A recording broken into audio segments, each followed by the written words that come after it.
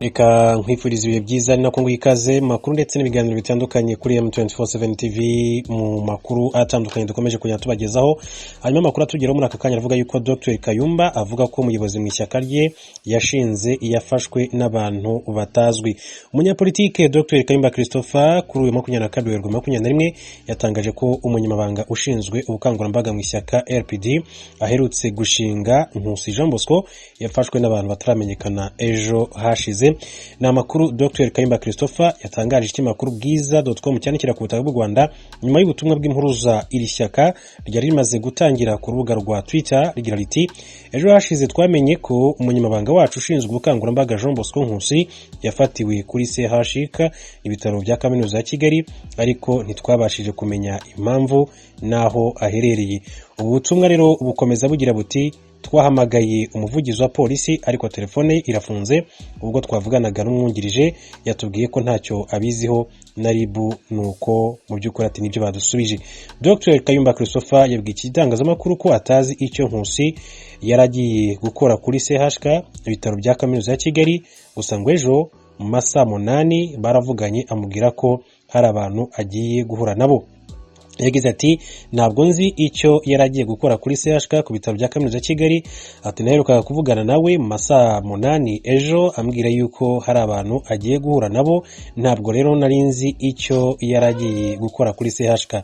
Bwiza.com ikinyamakuru cyandikira ku butaka bw'u Rwanda yahamagaye umuvugizi wa polisi y'u Rwanda CP John Bosco Kabera kugira ngo imenye icyo avuga ku kibazo cya Nkusi, ariko ntiyabonetse ku murongo wa telefone kuko ntiyaririho. Yamwandikiye ubutumwa bugufi ati mu by'ukuri iracyategereje igisubizo. Gusa Dr Kayumba Christopher yavuze ko mu gihe akomeje gushakisha Nkusi yamaze kuvugana n'umuvugizi wungirije wa polisi y'u Rwanda amubwira ko yabajije mu masitasiyo y'uru rwego amusezeranya ko amumenyesha ikiza kuvamo. Yagize ati mu kanya maze kuvugana n'umuvugizi wa polisi wungirije avuga ko yabajije abakuriye amasitasiyo ya polisi kugira ngo rero amenye uko bimeze, ubwo rero ntabwo ndamenya uko bihagaze. Yambwiye ko namara kugira icyo amenya ambwira tukajya kumusura. Tariki ya 16/21 nibwo Dr Kayumba Christopher yatangaje ko yashinze ishyaka RPD Rwandese Platform for Democracy, akaba aribereye umuyobozi mukuru. Mu itangazo yageneye itangazamakuru yavuze ko hari abandi bafatanyije kurishinga, gusa ntabwo yigeze avuga amazina yabo. Bigaragara ko rero Nkusi yaba ari umwe muri abo ngabo.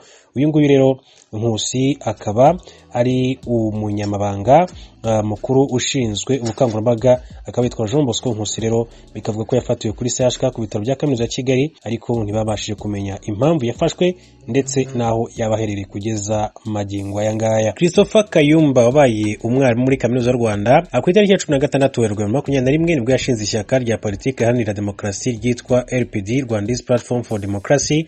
Nkuko itangazo ry'impapuro zigera kuri 3 page zigera kuri 3 Dr Kayumba ageneye itangazamakuru n'abanyarwanda abivuga, iri shyaka ryashinzwe kugira ngo ritange umusanzu ndetse runateze imbere ubwisanzure, demokarasi, umutekano, amahoro arambye mu Rwanda. Avuga ko iri shyaka ryashinzwe bitewe n'intege nke zigaragara mu mibereho y'abaturage, ubukungu ndetse na politike nk'uko byagaragaye muri iki gihe cy'icyorezo cya COVID-19 n'ibindi bikomeye cyane birimo ubukene buri hose, ubusumbane, akarengane, urugomo rw'abitwaje intwaro rumaze igihe kirekire, by'umwihariko ruterwa n'imitwe yitwaje intwaro ikorera muri Repubulika ya Demokarasi ya Kongo, kubura k'ubwisanzure bw'umuntu ku giti cye n'ubwitangazamakuru n'ubuhunzi budashira bwadindije iterambere ry'igihugu cy'u Rwanda.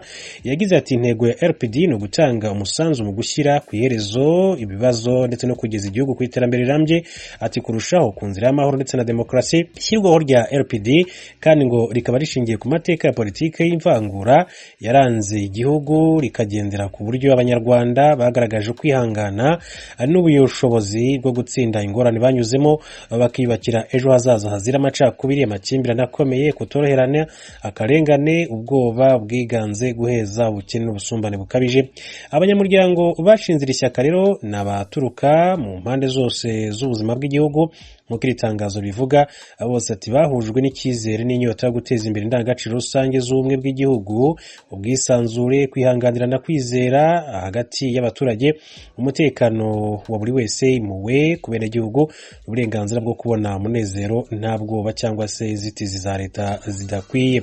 Iri tangazo ryakomezaga rivuga ko icyo abanyamuryango ba RPD, Rwandese Platform for Democracy, baharanira ari uguteza imbere ndetse no kugeraho ari ukurwanya ubukene n'inzara, kwigobotora ubwoba no gushidikanya, mu by'ukuri ubwisanzure bwo gutekereza, ubwisanzure bwo gutanga ibitekerezo, kubisangiza abandi nta bwoba bwo guhanwa mu buryo budakurikije amategeko, ubwisanzure bwo kwishyira hamwe ndetse no kubana n'abenegihugu nta nkomyi, ubwisanzure bwo gutunga ubutaka n'indi mitungo nta kuyamburwa na leta, ivanwaho ry'ubuhunzi buhatirijwe, ubwisanzure bwo kubaho mu mahoro, ubwisanzure bwo gutangiza gukora ubucuruzi nta bwoba bw'imisoro, kwigobotora urugomo rwitwaje intwaro ndetse n'ibindi. Hanyuma ku gika cya nyuma cy'iri tangazo, iri shyaka ryavugaga ko iterambere rifashwe n'inkingi zigera kuri enye. Iya mbere ni leta, guverinoma n'urwego rwa politiki. Ya kabiri ni urwego rw'abikorera kandi rutanga umusaruro. Ya gatatu ni itangazamakuru,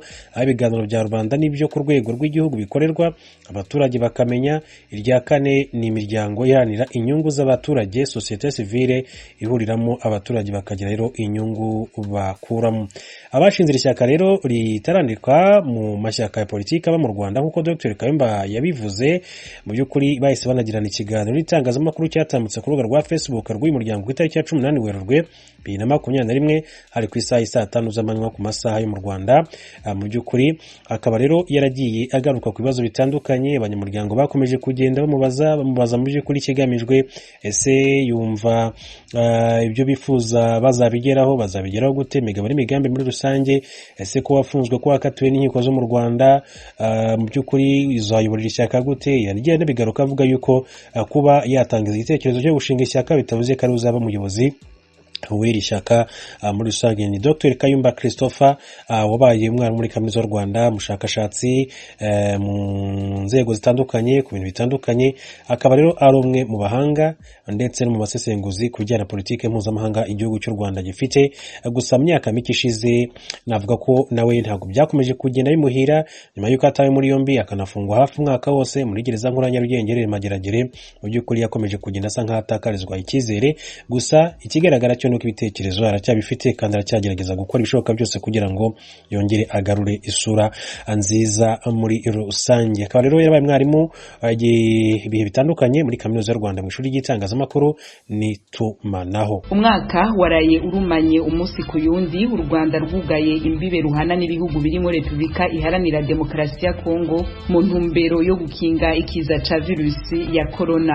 Wavaga mu rugo uvuga ngo mana wabona umuzigo ukavuga ati ibiro 5 by'ifu by'abana byinshi, naho ubu ushobora gukora umutayi wa 30 imuhira ugataha si ibiryo by'abana, si umwenda w'ishuri. Twarahombye pe. Abakongomani bakiza twabagaga nk'inka 120 zikanarangira, ariko ubu tubaga nka 20 cyangwa 15 tugasigana 5 Kamembe, izo 5 ntizishire. Aba ni bamwe mu banyagihugu mu karere ka Rusizi kari mu burengerazuba bw'u Rwanda babeshejweho n'urudandazwa ndengerambibe. Aha basigura uruhombo rwatewe n'iyugarwa ry'umupaka u Rwanda ruhana na Repubulika ya Demokarasi ya Kongo. Hakurya y'u Rwanda mu Burundi, abaganga n'abaforoma bahurikiye muri sandika Senetes na Sinapa bidogera ubushikiranganje bubajejwe kutaborohereza mu kazi kabo. Ibi byose turabirambura mu kanya isase mu behagufi ya radio yanyu.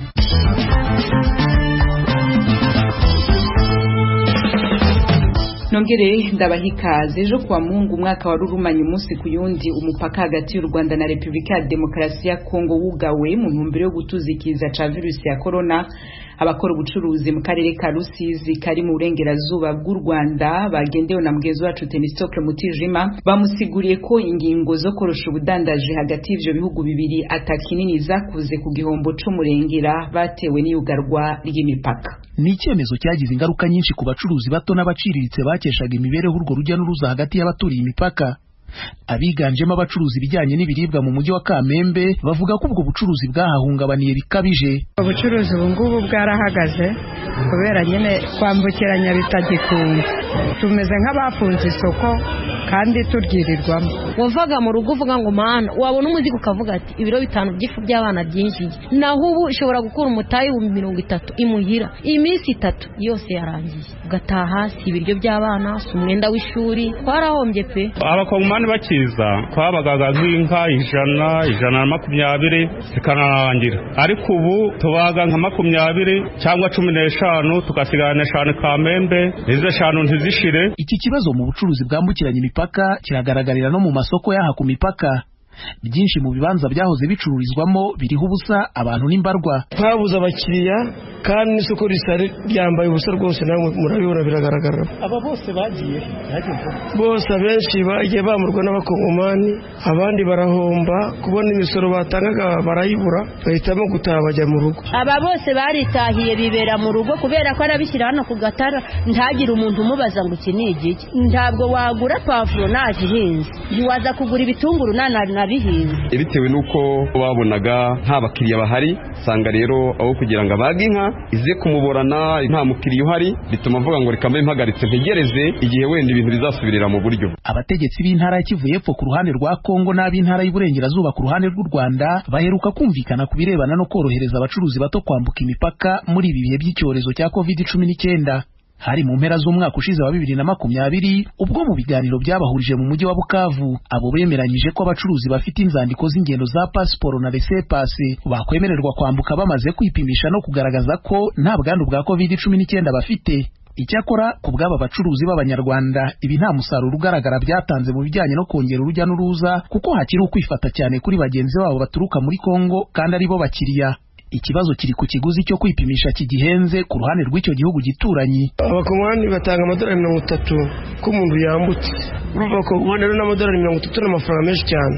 Ntabwo yabona amadolari 30 yo kuza gutanga kugira ngo bamwomotse, noneho ngo abure nayo kuza guhanga bikunda. Bariya batambutse nta bakiriye tubona, n'ubundi tugera mu masaha 9 nta muntu uragurisha n'ibihumbi 3, kubera ko Abanyarwanda ibi bintu by'imbuto n'imboga usanga benshi ari abahinzi babifite mu mirimo. Ababihahaga ni bari abadahinga. Ku ruhande rw'u Rwanda kugeza ubu ikiguzi cyo kwishyura igipimo cya COVID-19 kuri aba bacuruzi bato kirasaga gato y'amadolari 5. Bagasanga ibiganiro bihuza abategetsi ku mpande zombi ku buryo bagenzi babo bakoroherezwa byaba igisubizo ku gihombo bakomeje guhura nacyo. Nka leta yacu n'ubundi kwidukunda yavugana nabo muri Kongo, abakongomani akaba aribo bajya baza nabo igiciro kikamanuka, aho kuvuga ngo tubikurikire twebwe twumva n'ubundi ari ubusiragira. Ntabwo tugiye ngo ducuruze tudandaze nk'uko twadandazaga, n'ubundi duhagarara ntibakatwirukana ngo dukomeze. Nuko nibura barkorohereza nyine, nibura twebwe tukaba duhagaze kujyayo, ariko nibura bo bakabarekura, nibura bakajya baza bakaduhahira. Nibuze babaretse bakajya bizira bakoroshya igipimo,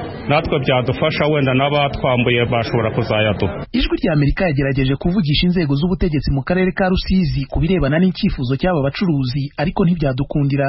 Bwana Kayumba Efuremu uyobora aka karere ku murongo wa telefone yatubwiye ko ahugiye mu nama aza kutuvugisha hanyuma, nyamara kugeza ubwo twatunganyaga iyi nkuru ntacyo yari yakadutangarije. Mu gihe yagira icyo avuga naho twazabigarukaho mu makuru yacu ataha. Uretse kuba aba bacuruzi bato bambukiranya imipaka bo mu Rwanda bagaragaza ko ihungabana ry'imigenderanire n'abaturanyi ryatumye hari bagenzi babo bafunga ubucuruzi bagataha abandi bagahomba, hari n'amakuru Ijwi rya Amerika yamenye ko bamwe mu bakoreraga mu mujyi wa Kamembe babishoboye bahisemo kwimurira ubucuruzi bwabo ku buryo buhoraho mu mujyi wa Bukavu muri Repubulika ya Demokarasi ya Kongo, nyuma y'aho ku ruhande rw'u Rwanda byangiye. Temistokle Mutijima, Ijwi rya Amerika mu burengerazuba bw'u Rwanda. Temistokle Mutijima urakenuye. Tuve mu Rwanda twerekeze mu Burundi, ha amasendika abiri y'abaganga Sinapa na Senetes yamiriza ico yita ugufatwa nabi kw'abakozi bayahurikiyemo.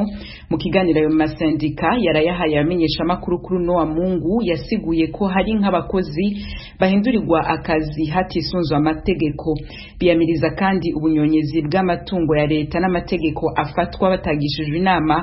Ibindi kuri no nkuru tubibaza mugenzi wacu Pierre Claver Nyonguru ari Kigali mu Rwanda. Sendika zibiri z'abaganga n'abaforoma Sinapa, Syndicat National du Personnel Paramédical et de Soignants na Senetes, Syndicat des Travailleurs de la Santé ziridogira ubushikiranganje bw'amagara y'abantu kwa gateka k'abakozi bazihurikiyemwo katubahirijwe. Mari Bukuru atwara Syndicat Senetes avuga ko mu ngorane bahura nazo harimwo ugufata nabi abakozi no kubahindurira aho bakorera batagishijwe inama. Ayo masendika yabitangarije mu kiganiro yahaye abamenyeshamakuru kuri uyu wa Mungu i Bujumbura.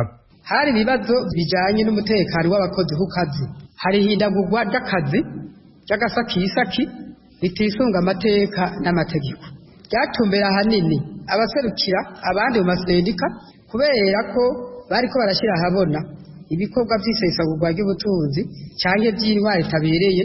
Hari itunganywa bushasha rya kabiri mu kugabanya aho baba bari benshi ibyo twise redeploiement, ryabaye badashizemwo abaserukira abakozi mu mugwi wabikoze.